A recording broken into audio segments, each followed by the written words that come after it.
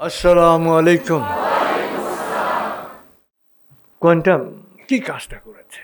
ভাঙা হৃদয় জোড়া লাগানোর কাজটা করেছে, হতোদ্যম মানুষকে উদ্যম দেওয়ার কাজটা করেছে, এবং এটা হচ্ছে পৃথিবীর সবচেয়ে বড় কাজ। রাসূলুল্লাহ সাল্লাল্লাহু আলাইহি ওয়াসাল্লামের জীবনের ঘটনা। মা খাদিজার পরে তিনি যাকে সবচেয়ে বেশি ভালোবেসেছেন তিনি হচ্ছেন বিবি আয়েশা। তো উনি বললেন, আয়েশা, আজকে আমি অনেক খুশি, তুমি আমার কাছে যা চাইবে তাই দেবো, বলো কি চাও। তো আয়েশা চিন্তায় পড়ে গেলেন, কারণ হঠাৎ করে তিনি কি চাইবেন, ভুল কিছু চাইলে যদি নবীজি কষ্ট পান। তো আয়েশা খুব ইন্টেলিজেন্ট ছিলেন, খুব বুদ্ধিমতী ছিলেন, যে তিনি নবীজিকে জিজ্ঞেস করলেন যে আমি কি কারো কাছে কিছু পরামর্শ নিতে পারি এ ব্যাপারে। নবীজি বললেন, ঠিক আছে, তুমি পরামর্শ নিয়েই আমার কাছে চাও। তো আয়েশা ছুটলেন বাবার কাছে, তার পরামর্শ চাইলেন। তিনি বললেন যে যখন কিছু চাইবে তখন এমন কিছু চাও যা ইম্পর্ট্যান্ট।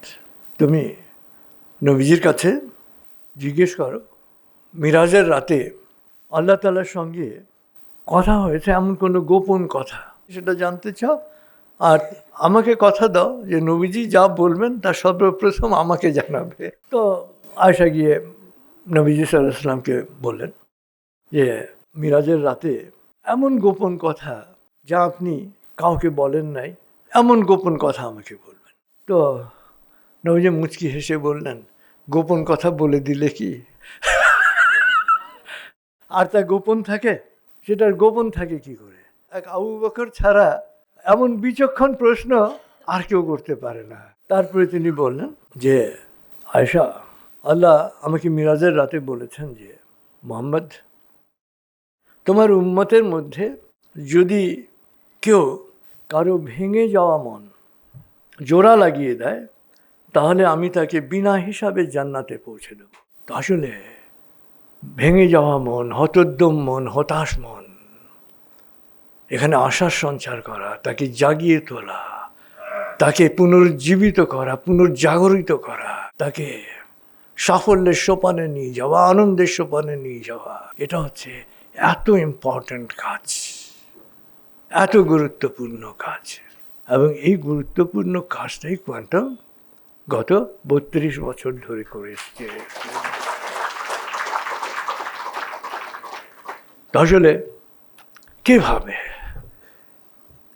মেডিটেশন, আসলে আমরা মেডিটেশন করি, যেমন আমরা নামাজ পড়ি, নামাজ হয় না, মেডিটেশন করি, মেডিটেশন, আসলে মেডিটেশন করা মানে এটা কি, এটাকে বুঝতে হবে। আমরা আমাদের প্রোগ্রামে বলি একজন মানুষ নামাজ পড়বে 5 ওয়াক্ত, তারপরে যদি তার টেনশন থাকে তাহলে বুঝতে হবে তার নামাজ হয় নাই। তো মেডিটেশন চর্চাটা কি? মেডিটেশন তো অনুশীলনের বিষয়, মেডিটেশন শুধু শোনার বিষয় না, গান শোনার বিষয়, ঠিক আছে, যখন সেটাতে মনোসংযোগ করে, ফোকাস করে, তখন জিনিসটা সুন্দর হয়। আমরা কি করেছি?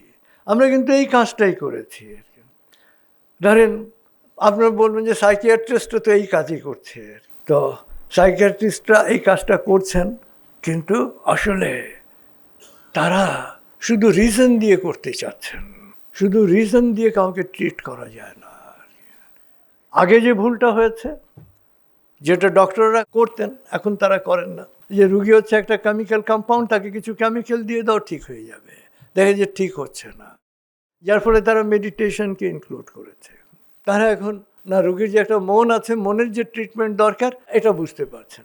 তো মনের ট্রিটমেন্ট কিন্তু সাইকিয়াট্রি না, মনের ট্রিটমেন্ট শুধু সাইকিয়াট্রি দিয়ে হবে না, আরও গভীরে যেতে হবে। মানে শুধু ব্রেন দিয়ে হবে না, শুধু যুক্তি দিয়ে হবে না, হৃদয়টাকে যোগ করতে হবে এটার সাথে, যেটা আমরা করেছি, আমাদের বুজুর্গরা করেছেন।